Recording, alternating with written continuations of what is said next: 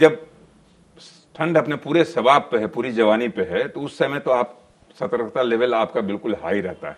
यानी आप जैकेट भी पहनेंगे, स्वेटर भी पहनेंगे, सब कुछ करेंगे, कान में टोपी लगाएंगे ताकि हवा नहीं जाए, और इंडोर ही रहने की कोशिश करेंगे, बाहर जनरली नहीं निकलेंगे।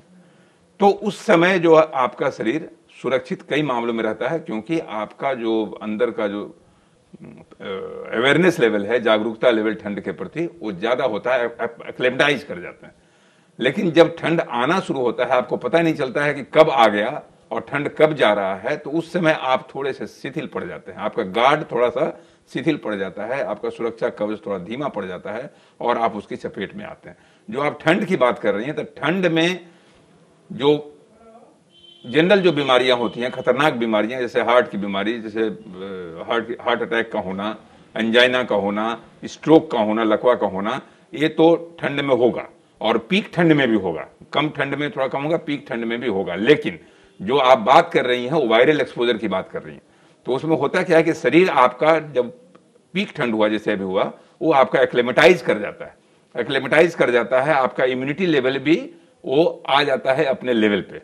लेकिन जैसे ही ठंड जाना शुरू होता है, जब ठंड का आना शुरू होता है, एक्लेमेटाइजेशन प्रक्रिया वही शरीर शुरू ही कर रहा होता है कि आप बाहर निकलते हैं और वायरस और बैक्टीरिया के चपेट में आ जाते हैं।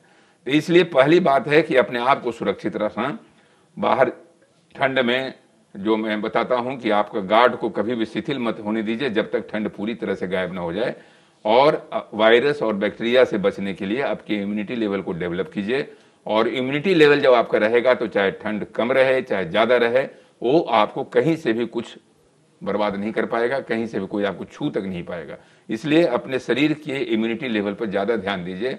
उसके लिए positive frame of mind, Khan पान में जो बदलाव, उस पर हमेशा ध्यान रखना है, और इस बात पर ध्यान रखना है कि किसी भी कीमत पर अपनी सावधानी को न हटने, सावधानी हटी दुर्घटना घटी।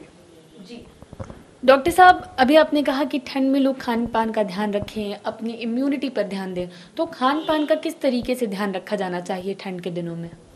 सबसे जरूरी है सौम्या जी कि प्रोटीन जो आपका एंकर है, सीट एंकर जिसको कहते हैं न्यूट्रिशन का, जो आपका बिल्डिंग ब्लॉक है, जो आपके रेसिस्टेंस को बढ़ाता है, प्रोटीन की मात्रा भरपूर होनी चाहिए।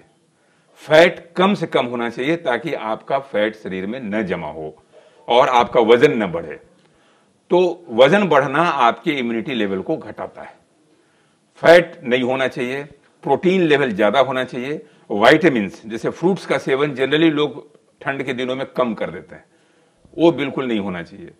पूरा फल खाएं, हरी सब्जी खाएं, फैटी डाइट कम लें, प्रोटीन डाइट जैसे अंडे का सेवन करें। जो वेजिटेरियन हैं उनको जो प्रोटीन के अदर विकल्प हैं, जैसे दाल है, मूंग का दाल है, चाहे और सारी चीजें जिसमें प्रोटीन आपको मिल सकता है, वो आप जरूर लें। तो फलों का सेवन, सब्जियों का सेवन, हरी सब्जी का सेवन, अंडा का सेवन, मीट का सेवन, जितने भी सब सोर्स हैं आपके इम्यूनिटी लेवल को बढ़ाता है। और सबसे जरूरी है आपका पॉजिटिव फ्रेम ऑफ माइंड, दिमाग को दुरुस्त रखना, भरपूर नींद लेना, क्योंकि स्लीप की कमी से इम्यूनिटी का बहुत ही अन्योनाश्रय संबंध है।